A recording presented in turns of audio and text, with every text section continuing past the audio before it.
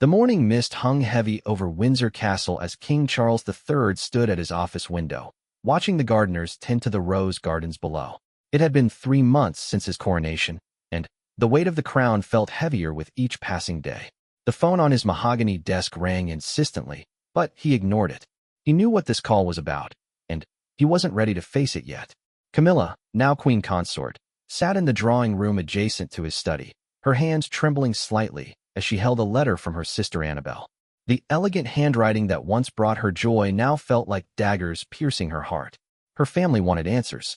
They wanted to know why their invitations to royal events were being declined, why their calls went unanswered, and why the woman who had once been their beloved sister seemed to have vanished behind palace walls. The story began 6 weeks earlier during what should have been a joyous family celebration. Camilla's nephew, Tom Parker Bowles Jr., was getting married in a small ceremony in Gloucestershire. The family had assumed that the new queen consort would attend, perhaps even with her husband. It was, after all, a private family affair, far removed from the public eye that constantly followed their every move. Camilla had been excited about the prospect of attending. She missed the simplicity of family gatherings, the easy laughter, and the freedom to be herself without the constant scrutiny of protocol officers and royal etiquette.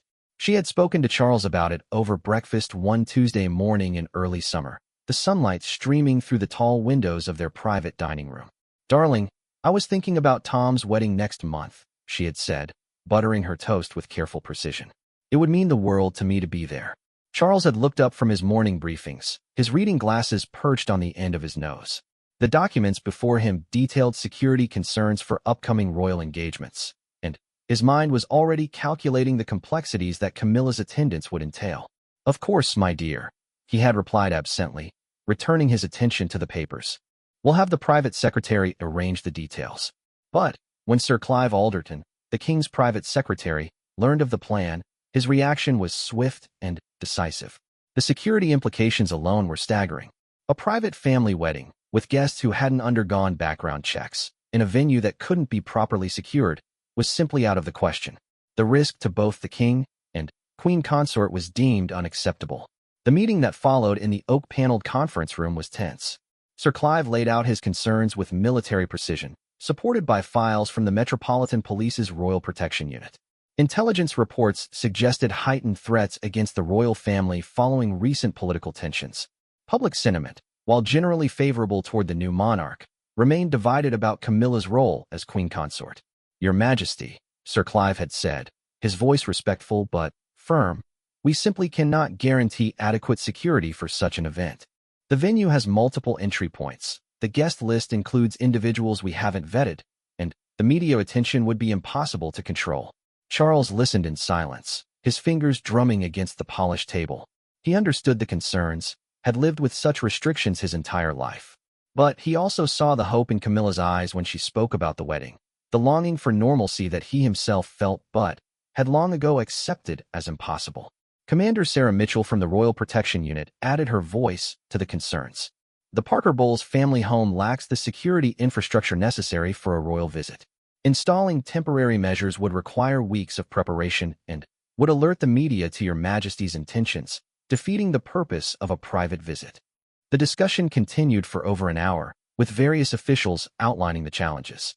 The equerry spoke about protocol breaches, the press secretary worried about media management, and the master of the household raised concerns about the precedent such an attendance would set. Through it all, Charles remained thoughtful. He had spent decades navigating the balance between personal desires and royal duty. He understood better than most how the institution of monarchy required constant sacrifice of the personal for the greater good. But this was Camilla's family, and she had already sacrificed so much for their love. When the meeting concluded, Charles walked slowly back to his private apartments. Camilla was in the garden, deadheading roses with a focus that suggested she was trying to keep her mind occupied. She looked up as he approached, searching his face for answers. "What did they say?" she asked, though her expression suggested she already knew. Charles took her gloved hands in his. The afternoon sun cast long shadows across the perfectly manicured lawn, and somewhere in the distance, they could hear the sound of horses being exercised in the royal mews. "The security concerns are significant," he began carefully. "Sir Clive believes the risks are too great." He watched as her face fell, the hope draining from her eyes like color fading from a photograph. She had expected this answer, but expecting pain and feeling it were entirely different experiences. "I see," she said quietly, turning back to the roses.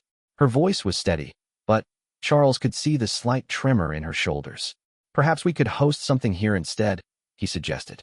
"A reception after the ceremony. We could invite the family to the palace." But Camilla shook her head. "It wouldn't be the same, Charles.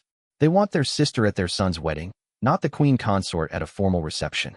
There's a difference." That evening, Camilla made the difficult phone call to her sister Annabelle. The conversation was brief and painful. Annabelle's disappointment was palpable, even through the telephone line. She had been telling everyone about her sister's new role, proud of how far Camilla had come despite the years of criticism and controversy. "But surely you can come for just the ceremony," Annabelle had pleaded. "No one outside the family needs to know. We could arrange private transport, keep everything discreet." Camilla explained the security requirements, the advanced teams that would need to scout the location, the protection officers who would need to be present. By the time all the necessary precautions were in place, it would no longer be the intimate family gathering they had planned. "It's not just a wedding anymore when I attend," Camilla said, her voice heavy with regret. "It becomes a royal event, with all the complications that entails." The silence that followed was heavy with unspoken disappointment. Annabelle eventually accepted the explanation, but her voice carried a coolness that hadn't been there before. The conversation ended with polite promises to find another time to get together, but both sisters knew that such times would be increasingly rare. Word of Camilla's absence spread quickly through the extended family. Cousins, aunts, and uncles who had watched her transform from the controversial other woman into the queen consort began to feel the cold reality of royal protocol. The woman they had known for decades was becoming increasingly unreachable, separated from them by layers of security, protocol, and duty. Tom Parker Bowles, Camilla's son, found himself in the uncomfortable position of explaining his mother's absence to disappointed relatives. As a food critic and author, he understood media attention, but the level of scrutiny that now surrounded his mother was unprecedented in their family experience. "She wanted to be there," he told his aunts and uncles during the wedding reception. "But it's complicated now. Everything is complicated." The wedding proceeded without incident, but there was an empty chair at the family table that everyone noticed but no one mentioned. Photos were taken, toasts were made, and the celebration continued, but the absence of the family matriarch cast a subtle shadow over the proceedings. Meanwhile, back at Windsor, Camilla spent the wedding day in quiet contemplation. She had received regular updates about the ceremony through family text messages and photos, watching from afar as her loved ones celebrated without her. Charles found her that evening in the library, looking through old photo albums filled with pictures of family gatherings from simpler times. "Do you regret it?" she asked him as he settled into the chair beside her. "Do you regret choosing me, knowing what it would cost?" Charles considered the question carefully. Their love story had been decades in the making, filled with obstacles, separations, and, finally, acceptance. The cost had indeed been high, for both of them, but also for their families who had been pulled into the complex world of royal life. "Never," he said finally. "But I regret that loving you means you have to sacrifice so much of yourself." The conversation that followed was honest and painful. They talked about the loneliness that came with their positions, the weight of constant scrutiny, and the growing distance they felt from the people who had known them before crowns and protocols defined their lives. As the days passed after the wedding, the absence that had seemed temporary began to feel permanent. Family WhatsApp groups that had once included casual chat and family photos became more formal, with relatives uncertain about what was appropriate to share with the queen consort. The easy familiarity that had characterized their relationships began to give way to a respectful distance that neither side had wanted but both felt was necessary. Camilla's brother, Mark Shand, had passed away years earlier, but his widow and children began to feel the change most acutely. Family dinners that had once been regular occurrences became formal affairs requiring weeks of planning and security clearances. Spontaneous visits were impossible, and even phone calls had to be scheduled around royal duties and official engagements. The transformation was gradual, but unmistakable.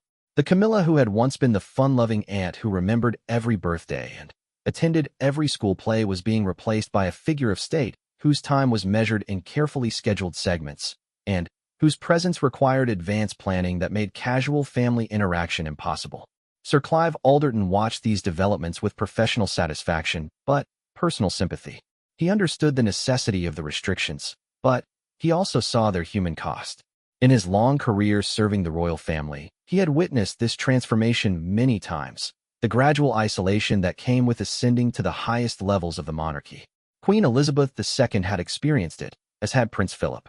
The price of duty was often measured not just in personal freedom, but in the slow erosion of the relationships that had defined their pre-royal lives. The institution protected and elevated its members, but it also separated them from the ordinary experiences that most people took for granted. The palace staff began to notice subtle changes in Camilla's demeanor. She remained gracious and committed to her duties, but there was a sadness in quiet moments that hadn't been there before. Her lady-in-waiting, Lady Sarah Keswick, often found the queen consort staring out windows during breaks between engagements, lost in thoughts that seemed to carry her far from the gilded halls of royal life. Charles, too, felt the impact of their growing isolation. He had lived with such restrictions his entire life, but watching Camilla experience them for the first time reminded him of all the relationships he had been forced to keep at arm's length over the decades. The kingship that he had prepared for his entire life was proving to be lonelier than even he had anticipated. The irony was not lost on either of them. They had fought for decades to be together, overcoming public disapproval, media criticism, and institutional resistance.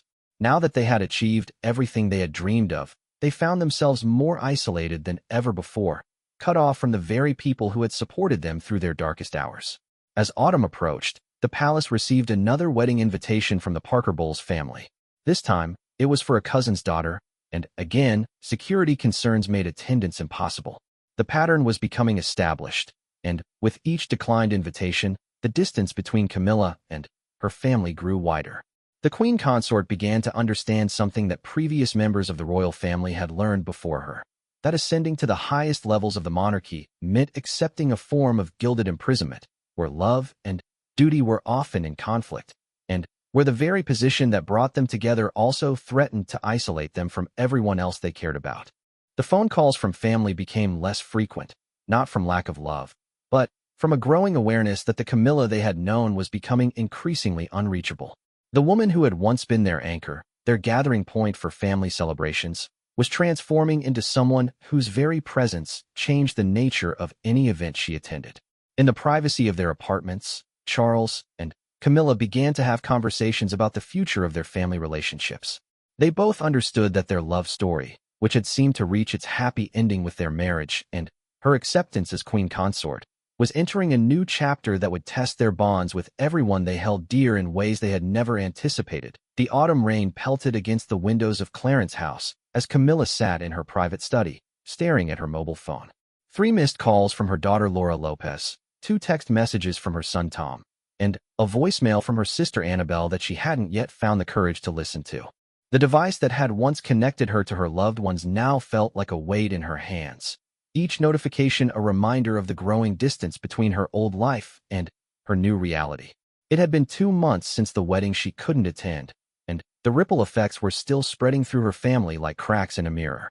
What had started as disappointed understanding was slowly morphing into something more troubling, a quiet resentment that no one wanted to acknowledge, but everyone could feel. Charles entered the room quietly, carrying 2 cups of tea on a silver tray.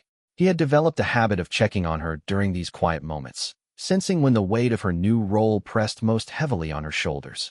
He set the tea down on the small table beside her chair and settled into the opposite seat, waiting for her to speak. Laura called again. Camilla said finally, her voice barely above a whisper. She wanted to invite us to dinner next weekend. Just family, she said. Nothing formal. Charles waited, knowing there was more to the story. Over their decades together, he had learned to read the subtle signs of her distress, the way she held her shoulders when carrying an invisible burden, the careful modulation of her voice when she was fighting back tears. I had to explain about the security arrangements again, she continued. The advance team, the protection officers, the need to vet all the other guests. By the time I finished explaining what would be required, she went very quiet. The silence stretched between them, filled with the sound of rain and the distant ticking of an antique clock. Charles reached across to take her hand, finding it cold despite the warmth of the room. "What did she say?" he asked gently. "She said maybe another time," Camilla replied, finally, meeting his eyes. "But, Charles," there was something different in her voice. Something distant, as if she was speaking to a stranger rather than her mother. The conversation that had taken place between Camilla and Laura had been polite on the surface, but underneath ran currents of frustration and hurt that neither woman knew how to address. Laura had been planning what she hoped would be a simple family dinner. Her children wanted to see their grandmother, and she thought a quiet evening at home might be possible now that the initial chaos of the coronation had settled. But, as Camilla explained the security requirements, the reality of their new normal became clear. The children would need background checks. The house would need to be surveyed by protection officers. Neighbors would be questioned. What should have been a spontaneous family gathering would become a carefully orchestrated operation involving dozens of personnel. "I just wanted to cook Sunday roast for my mom," Laura had told her husband later that evening, her voice thick with frustration. "I wanted the children to show her their school projects and for us to argue about whether the Yorkshire puddings are better than Nan's used to be. I wanted normal." But normal was becoming an increasingly foreign concept for the Parker Bowles family.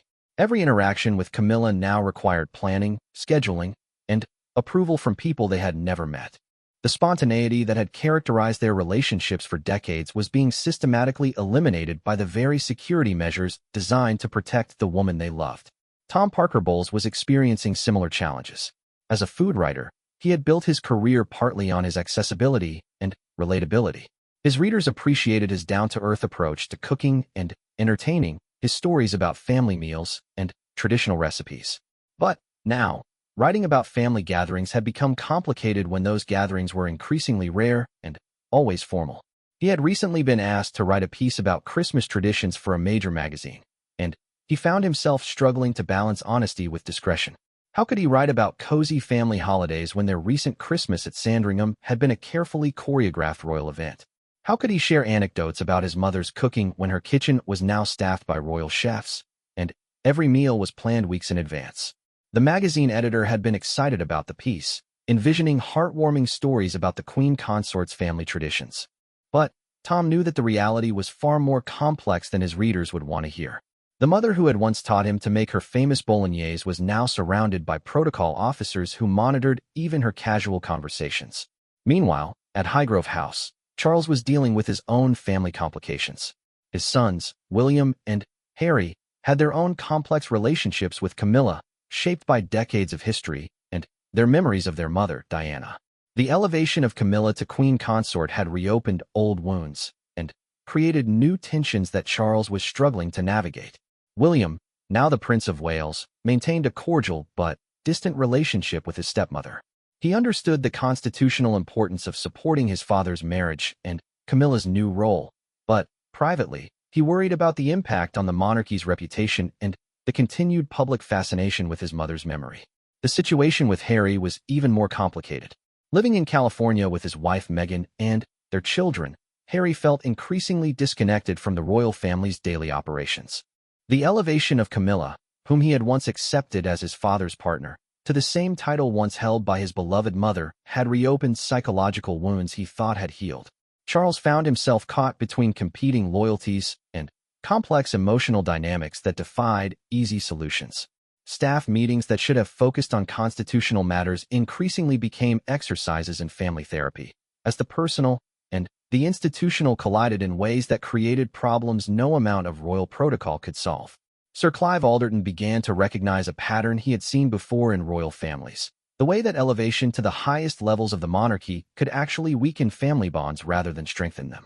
The very mechanisms designed to protect and support the royal family often ended up isolating its members from the relationships that had sustained them before their elevation. He called a private meeting with the king to discuss what palace insiders were quietly calling the Camilla situation. The Queen Consort's growing isolation from her family was beginning to affect her public duties, with staff noting increased melancholy during official engagements and a tendency to seem distracted during important meetings. "Your Majesty," Sir Clive began carefully, "we're observing some concerning patterns in the Queen Consort's engagement with her role. Her private secretary reports that she seems increasingly withdrawn, and there have been several instances where she seemed emotionally distant during public appearances." Charles listened with growing concern. He had noticed the changes in Camilla, but had attributed them to the normal adjustment period that came with taking on such significant new responsibilities. The possibility that her isolation from her family was affecting her ability to perform her royal duties added a new dimension to the problem. "What are you suggesting?" Charles asked, though he suspected he already knew the answer. "We need to find ways to facilitate more family contact while maintaining appropriate security protocols," Sir Clive replied. "Perhaps we could arrange for more family gatherings here at the palace, where we can control the security environment." But Charles understood the flaw in this logic. Camilla didn't want to host her family in the formal settings of royal residences, surrounded by staff and constrained by protocol.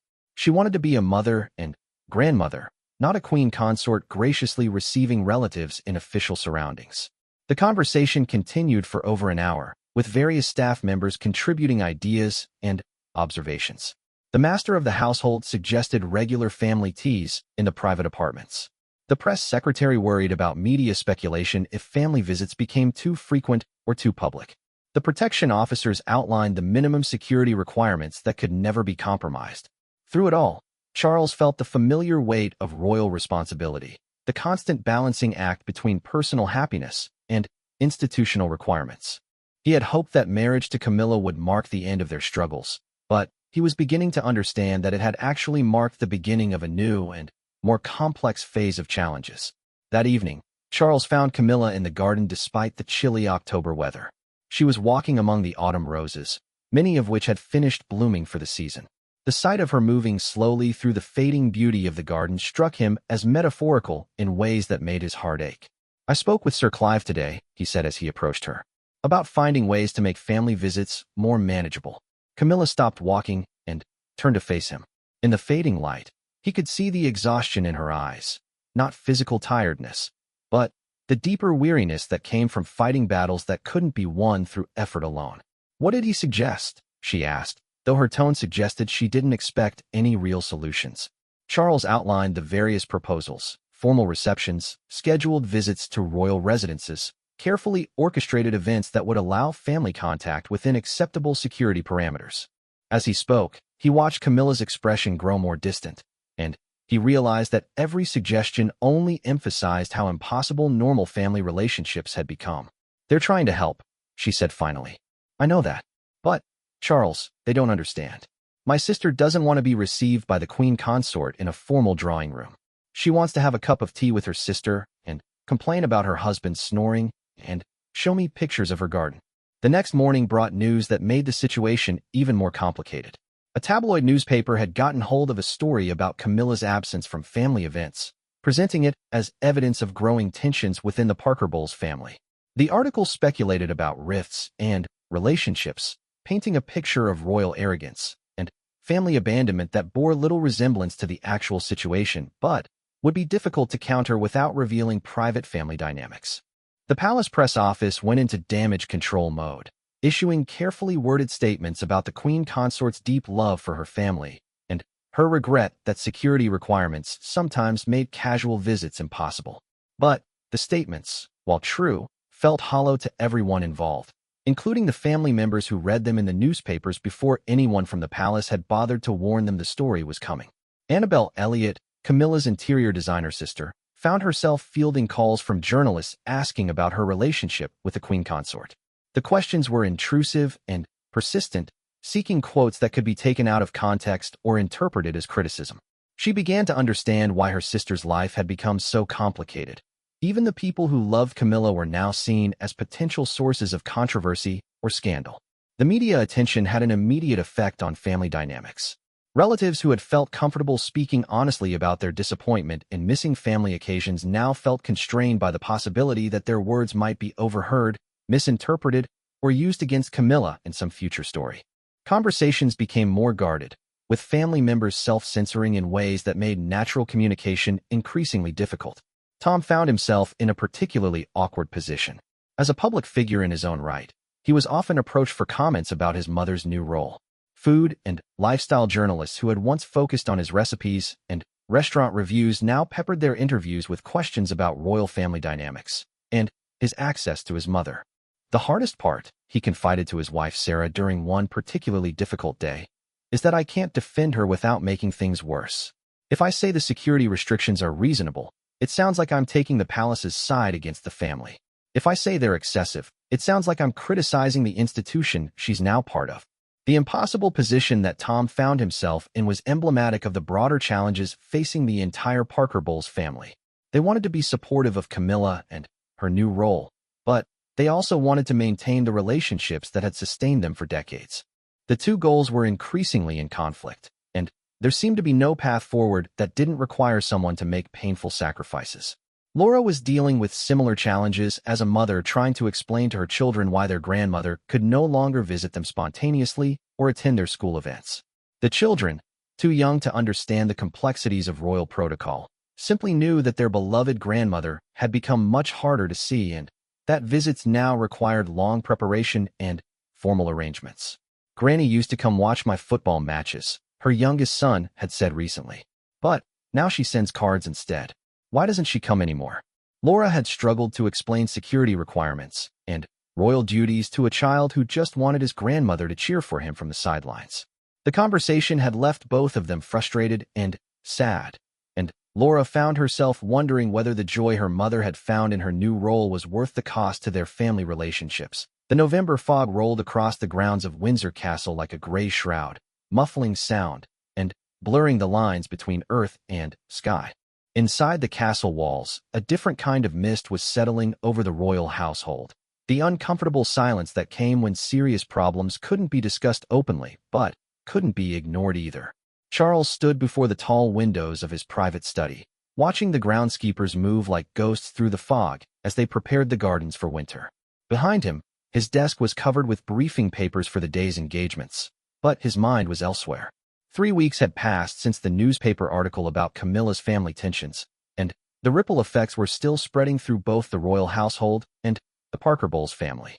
The immediate crisis had been managed through the palace's well-practiced machinery of damage control.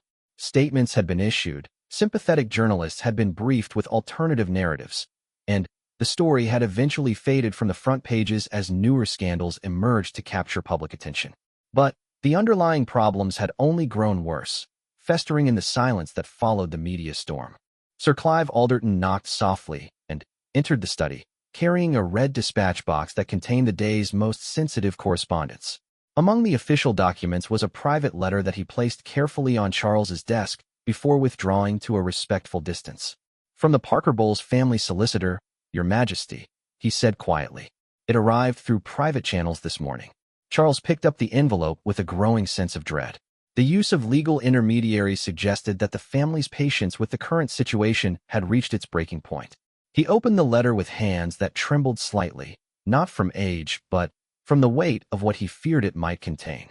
The letter was brief and formal, written in the careful language that lawyers used when they wanted to be diplomatic but firm. The Parker Bowles family was requesting a private meeting with the king to discuss ongoing concerns about family access and the impact of current security protocols on established relationships. The tone was respectful but unmistakably serious. This was not a request that could be easily deflected or postponed. "They want to meet," Charles said to Sir Clive, who was pretending to organize papers while actually waiting for the king's reaction. "The whole family. Next week." Sir Clive's expression remained carefully neutral, but Charles could see the concern in his eyes. Family meetings that required legal coordination were never good news for the monarchy. They suggested problems that couldn't be resolved through the usual channels of private conversation and gentle persuasion. "What would you like me to arrange, Your Majesty?" Sir Clive asked. Charles set the letter down and turned back to the window. The fog was beginning to lift, revealing the familiar landscape of the castle grounds. But everything looked different somehow, starker, more isolated. He understood that whatever happened in the coming meeting would fundamentally change his relationship with Camilla's family, and possibly with Camilla herself. "Schedule it for Thursday afternoon," he said finally. "Use the private meeting room in the York Tower. And, Sir Clive, I want minimal staff involvement. This needs to remain as private as possible." Meanwhile, 40 miles away in Gloucestershire, the Parker Bowles family was gathering for their own difficult conversation. Annabel Elliot had driven down from London, Tom had canceled a restaurant opening to be there, and Laura had arranged for her children to stay with friends so the adults could speak freely. The venue was the same family home where they had gathered for decades to discuss everything from holiday plans to elderly parent care, but Today's agenda was unprecedented. The woman they were meeting to discuss was conspicuous by her absence. Camilla had not been invited to this family conference, an exclusion that spoke volumes about how dramatically their relationships had shifted. For the first time in memory, the Parker Bowles family was having a crisis meeting about one of their own without including her in the discussion. "We can't go on like this," Annabelle said, setting down her teacup with more force than necessary. 3 months since the wedding we missed, 2 months since we've had a proper conversation with her, and now we're reading about our family problems in the bloody newspapers. Tom leaned back in his chair, looking older than his years. The stress of navigating between his public career and his family's private pain was taking its toll, evident in the new lines around his eyes, and the careful way he chose his words even in family settings. "The security people called me last week," he said quietly. "They wanted to discuss communication protocols for family members. Apparently, we're supposed to channel all contact through official channels now. No more direct phone calls, no more casual text messages. Everything has to go through the private secretary's office." Laura looked up sharply. "They can't be serious. We're talking about calling my own mother." "They're very serious," Tom replied.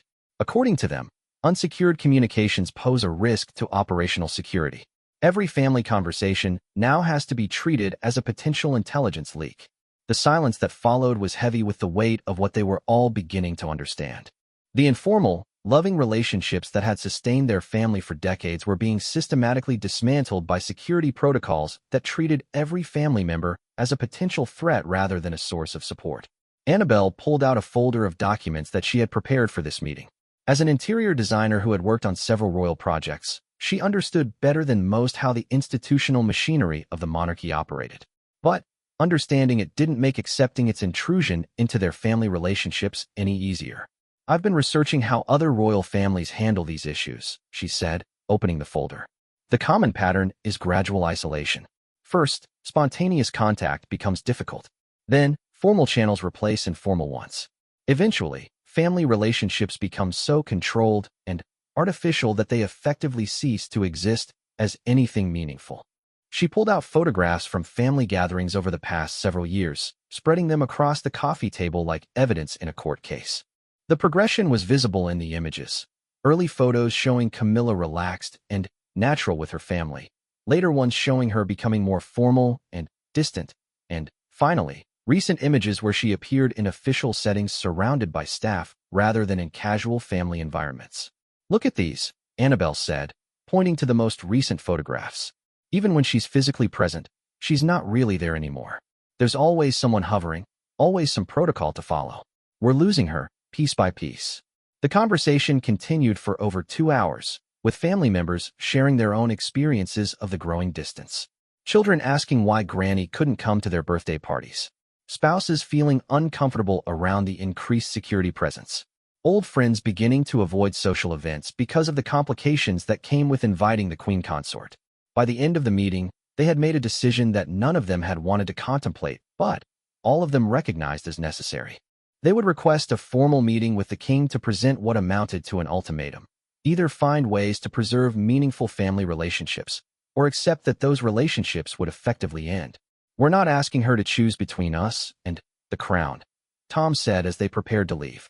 "We're asking the institution to find ways to accommodate the fact that she has a family who loves her and wants to remain part of her life." The decision to involve lawyers and request a formal meeting represented a fundamental shift in how the Parker Bowles family viewed their relationship with the monarchy. They were no longer willing to accept gradual marginalization in the name of security or protocol. They wanted concrete commitments and specific arrangements that would preserve their relationships with Camilla, even if those relationships had to operate within new parameters. Back at Windsor, Camilla was struggling with her own crisis of identity and purpose. The woman who had spent decades fighting for acceptance into the royal family was discovering that acceptance came with costs she hadn't fully anticipated. The role she had wanted so desperately was changing her in ways that made her question whether the victory had been worth the price. Her daily schedule was filled with official engagements that, while meaningful and important, felt increasingly disconnected from the person she had been before becoming Queen Consort.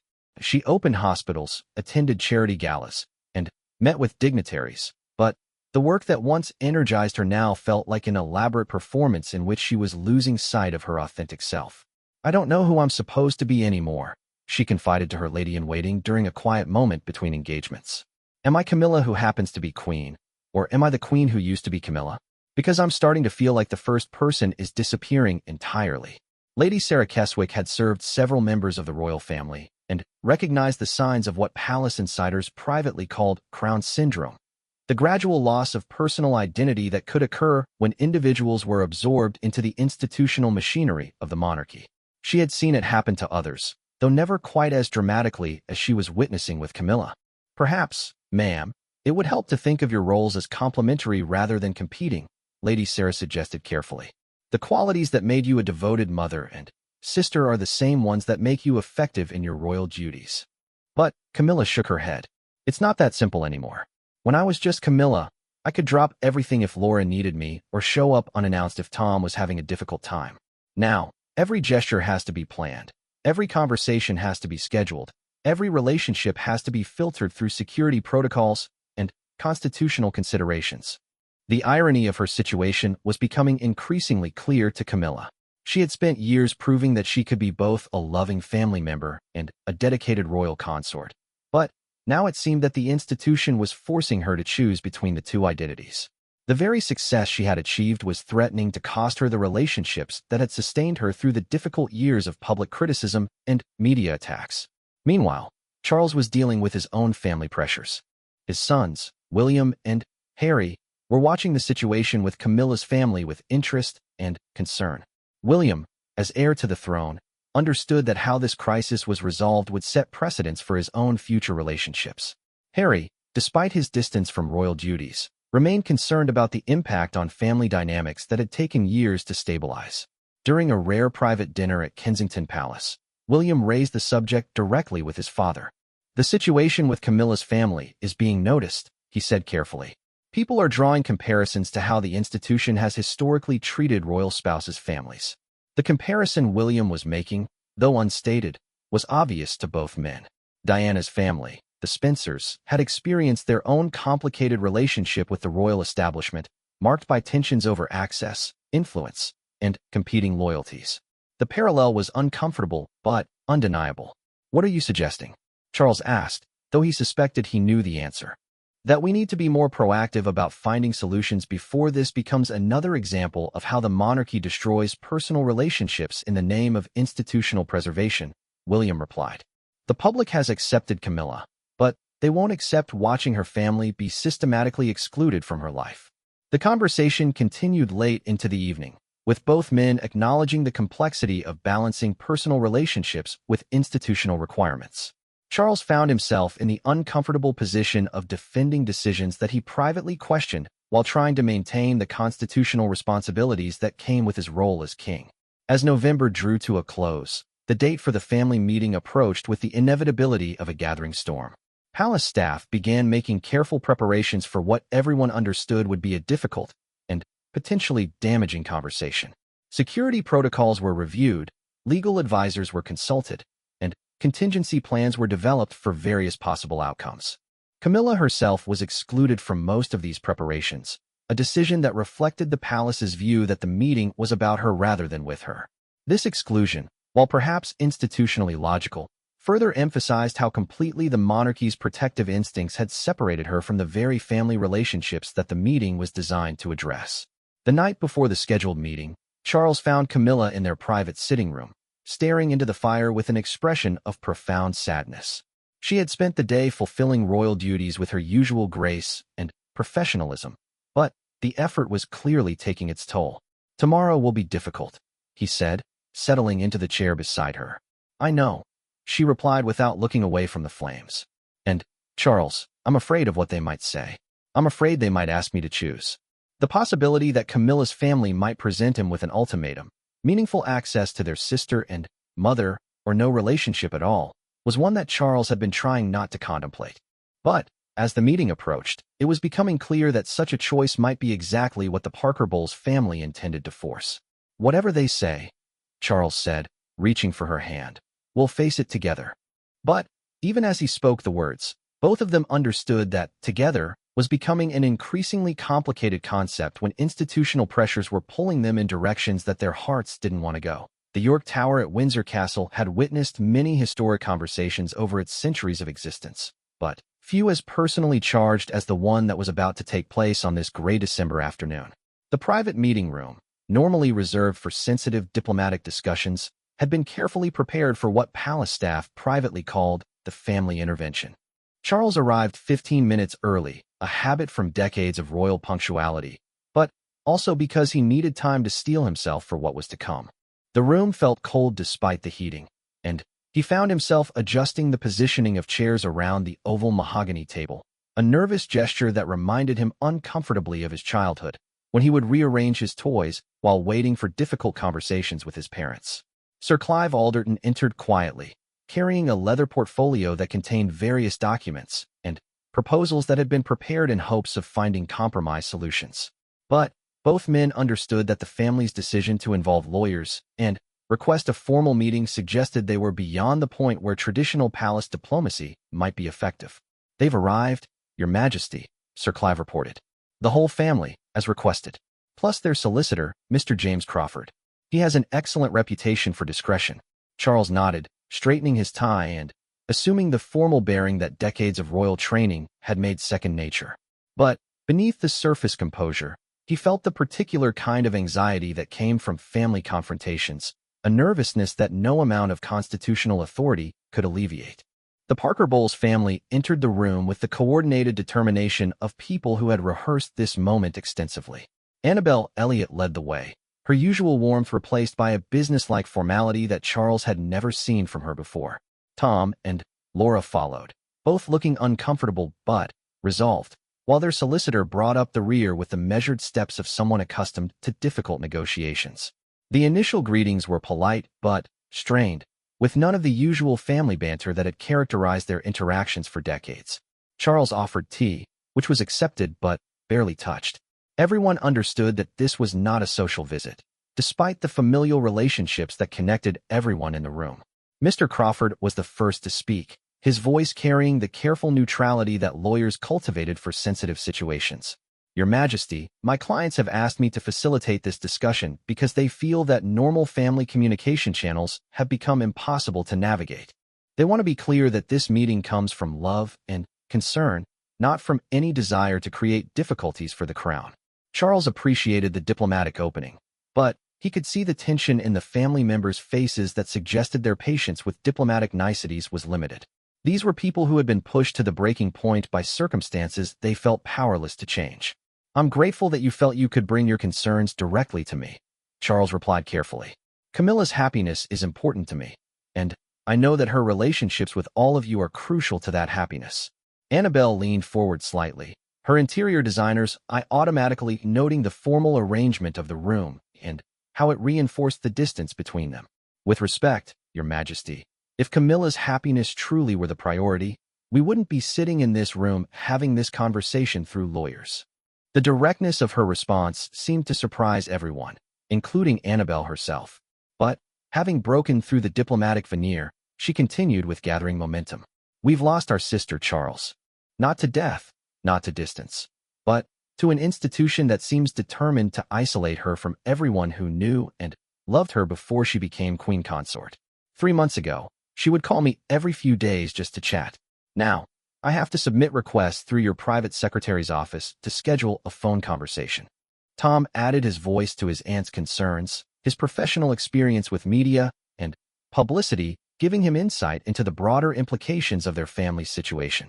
"The irony is that the palace keeps talking about how important family values are to the monarchy's public image. But you're systematically destroying the very family relationships that made Camilla the person the public has come to accept and admire." Charles felt the weight of their accusations, particularly because he knew they contained uncomfortable elements of truth. The security protocols and constitutional requirements that governed royal life had indeed made casual family relationships increasingly difficult. But he also understood the very real dangers that made such precautions necessary. "I appreciate your frustrations," he said carefully, "but I think you may not fully understand the security challenges we face. The threats against members of the royal family are real and constant. The protocols that seem restrictive to you are literally matters of life and death." Laura, who had been silent until now, spoke with the passionate directness of a mother protecting her children's relationship with their grandmother. We understand the security concerns, but what we don't understand is why they have to completely eliminate normal family life. My children are starting to think their grandmother doesn't love them anymore because she never comes to their school plays or birthday parties. The pain in Laura's voice was unmistakable, and Charles felt it strike directly at his own complicated relationship with family obligations. He had missed countless family moments throughout his own life due to royal duties, and he knew the cost that such absences could exact on relationships with children. Perhaps we could arrange for more visits here at the castle, he suggested. The security environment is controlled, and we could have informal family time in the private apartments. But Annabelle shook her head firmly. You're still not understanding. We don't want to be received by the queen consort in royal settings surrounded by staff and protocol. We want to have our sister back. We want to be able to call her when we're worried about our elderly father. We want to be able to include her in family decisions and celebrations without involving security teams and advanced planning. Mr. Crawford opened his briefcase and withdrew a folder of documents. My clients have prepared a proposal that they believe could address these concerns while respecting the security requirements that Your Majesty has outlined. Charles accepted the folder with interest and some apprehension. He had hoped that the family's concerns could be addressed through compromise and goodwill, but the presence of a formal proposal suggested a more structured approach than he had anticipated. The proposal was surprisingly detailed and well-researched. The Parker Bowles family had clearly consulted with security experts and studied how other royal families handled similar challenges. Their suggestions included designated family phones with secured lines, pre-approved family gathering locations that could be regularly swept for security, and a system of rotating protection officers who could become familiar with family dynamics and less intrusive in casual settings. More significantly, they proposed what they called protected private time, regular periods when Camilla could interact with family members without official supervision, similar to the arrangements made for other senior royals' personal relationships. These proposals show considerable thought and understanding of the complexities involved, Charles said after reviewing the documents. But I'm not sure you appreciate how difficult it would be to implement some of these suggestions within our current security framework. Tom leaned back in his chair, his frustration finally showing through his diplomatic facade. Charles, with all due respect, we've been part of this family for over a decade. We've kept confidences, avoided media attention, and supported Camilla through every challenge she's faced. We've earned the right to be trusted, not treated like potential security threats. The accusation hung in the air like a challenge. Charles understood that this was the heart of their grievance, not just the practical inconveniences of security protocols, but the fundamental shift from being trusted family members to being treated as risks to be managed. You're right, Charles said finally, his formal demeanor softening slightly. You have earned that trust. But the institution doesn't always make the distinctions that personal relationships deserve. It was perhaps the most honest thing Charles had said since the meeting began, and the family members recognized it as such.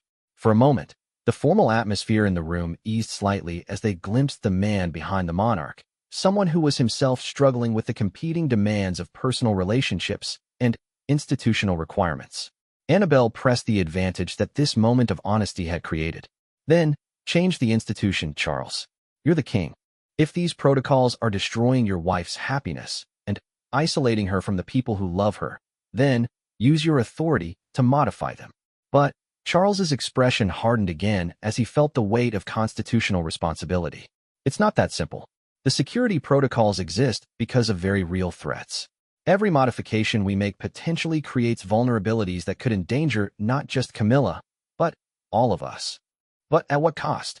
Laura asked. If the price of keeping her safe is destroying her connections to everyone who made her the person she is, then what exactly are we protecting?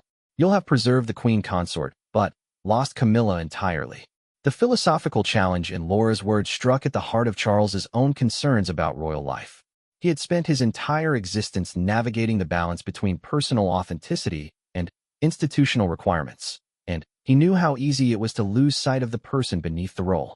Sir Clive, who had been quietly taking notes throughout the discussion, cleared his throat diplomatically. Perhaps we could explore a phased implementation of some of these proposals. We could start with smaller modifications to current protocols and expand them if they prove successful.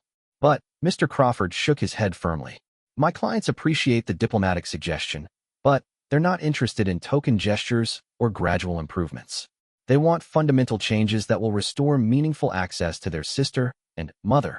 They're prepared to be patient with implementation, but they need concrete commitments to real change.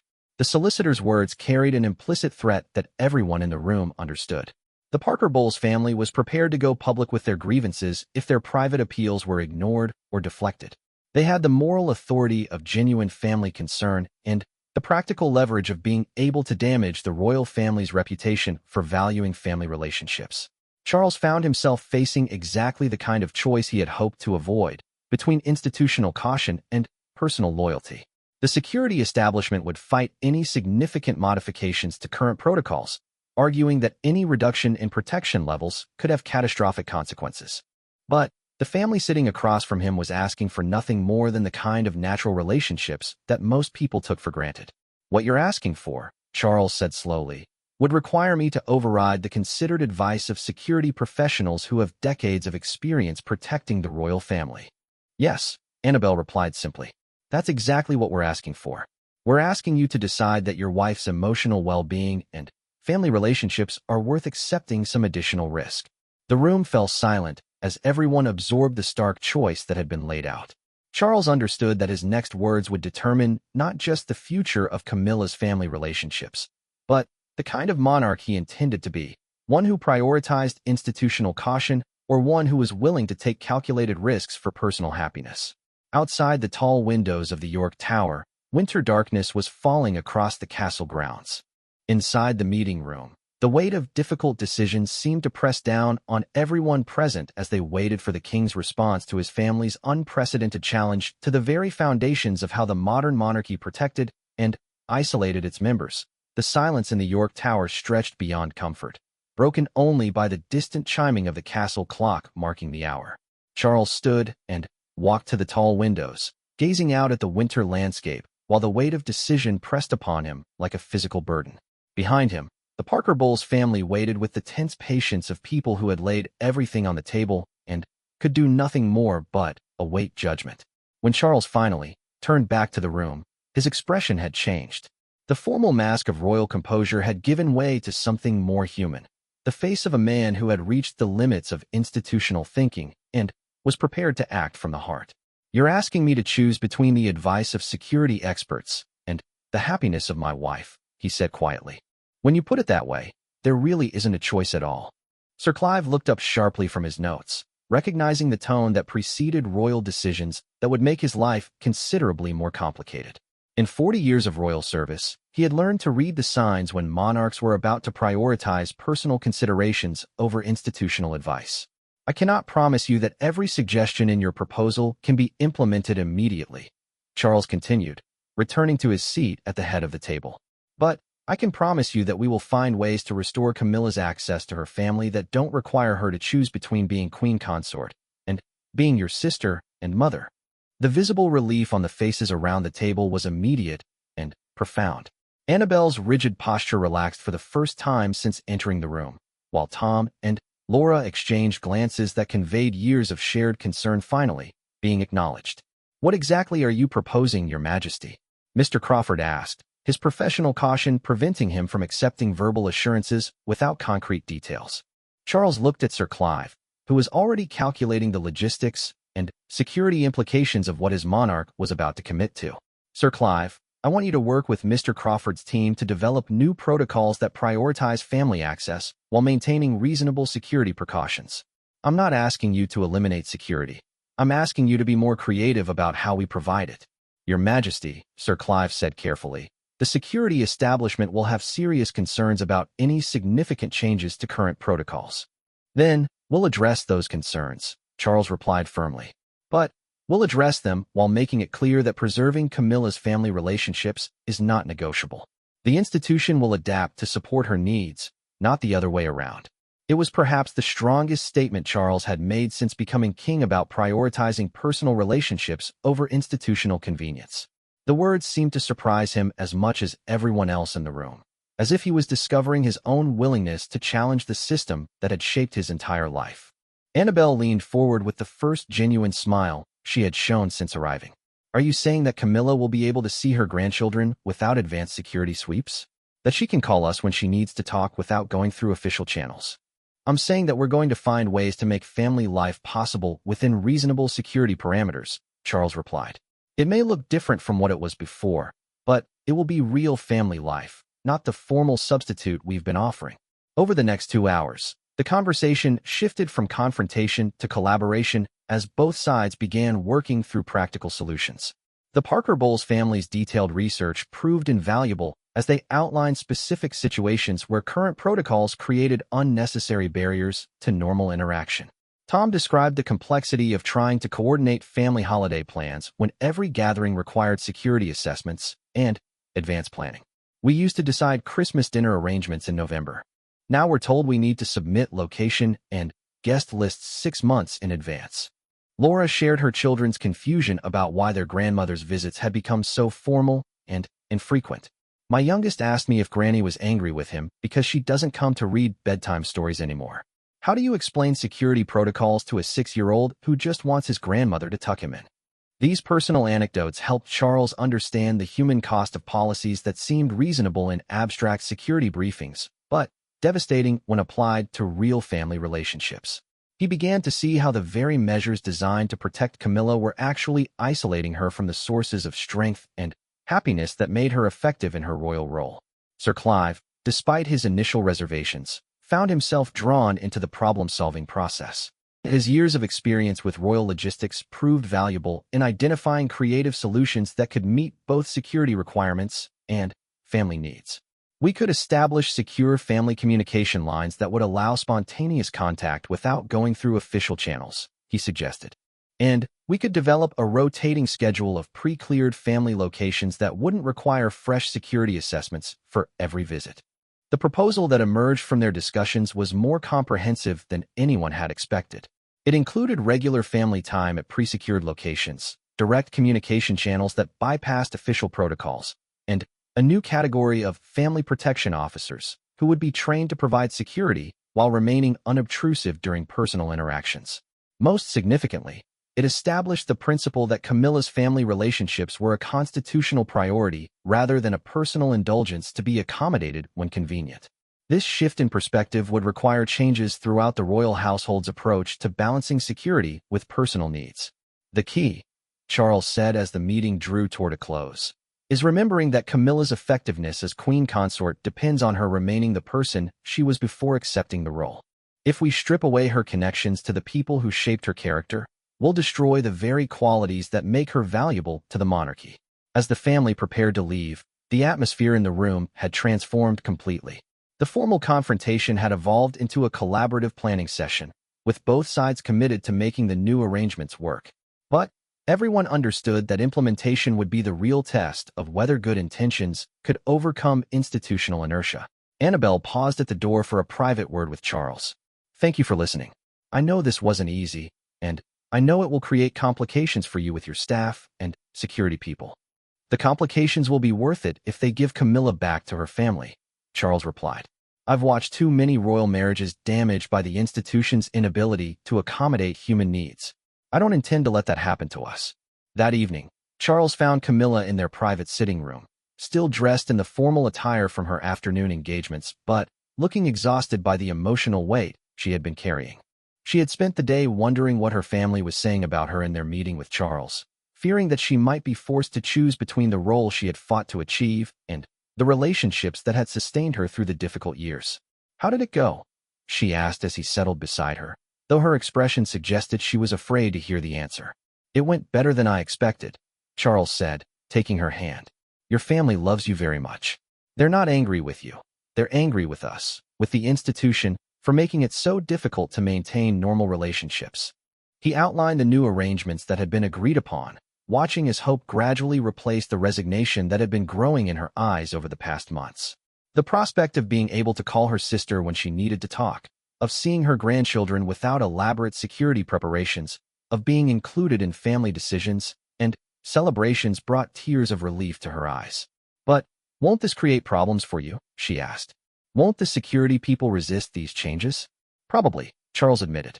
But that's my responsibility to manage.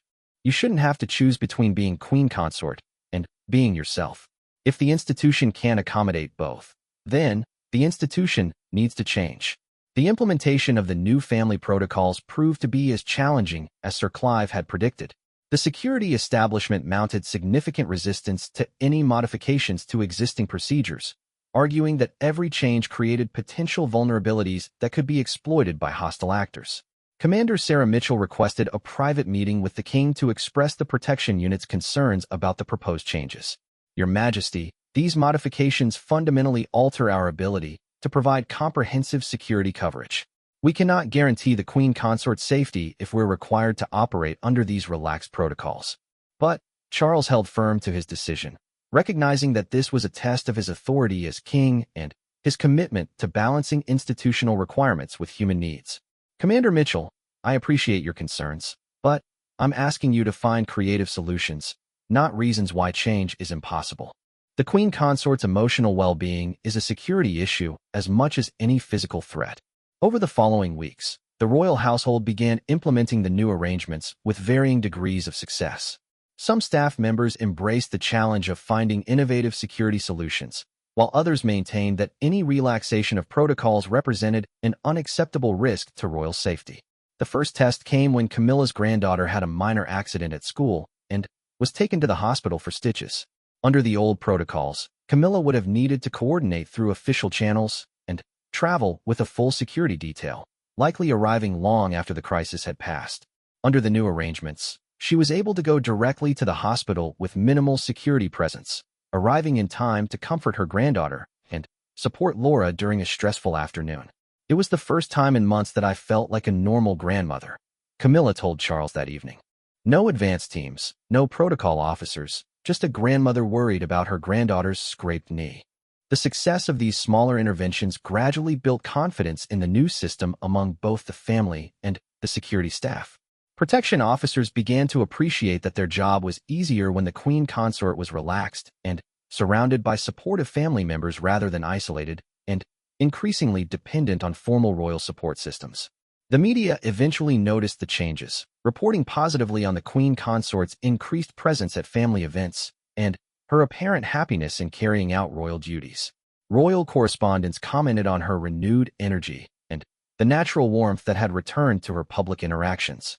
But perhaps the most significant validation of the new arrangements came from an unexpected source. During a state dinner several months later, a visiting foreign dignitary commented to Charles about Camilla's obvious contentment and natural grace in her royal role. Your wife seems remarkably at ease in her position, the ambassador observed.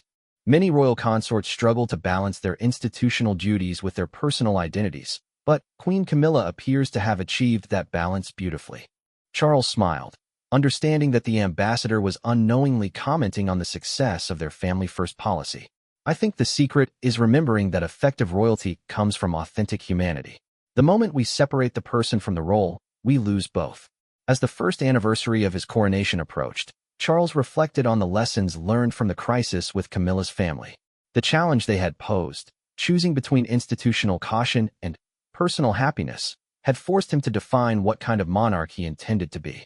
The decision to prioritize Camilla's family relationships over security convenience had required him to confront the fundamental question of whether the monarchy existed to serve the institution or whether the institution existed to serve the people who comprised the royal family. In choosing to adapt the institution to support human needs rather than requiring humans to sacrifice their essential relationships for institutional convenience, Charles had established a precedent that would influence royal family policies for generations to come. The Parker Bowles family's courage in demanding change had created space for future royal spouses to maintain meaningful connections to their pre-royal lives. Most importantly, it had preserved the woman Camilla was while allowing her to flourish in the role she had become. The Queen Consort who emerged from this crisis was both fully royal and fully herself, an integration that served both the monarchy and the family that had fought so hard to keep her connected to her authentic identity. The morning mist that had once seemed to symbolize isolation now felt like a gentle shroud that protected rather than concealed, allowing the royal family to nurture the personal relationships that made their public roles not just bearable, but meaningful. In choosing love over protocol, Charles had discovered that the strongest foundations for royal duty were built not on institutional tradition, but on the human connections that made such duty worth the sacrifice it required.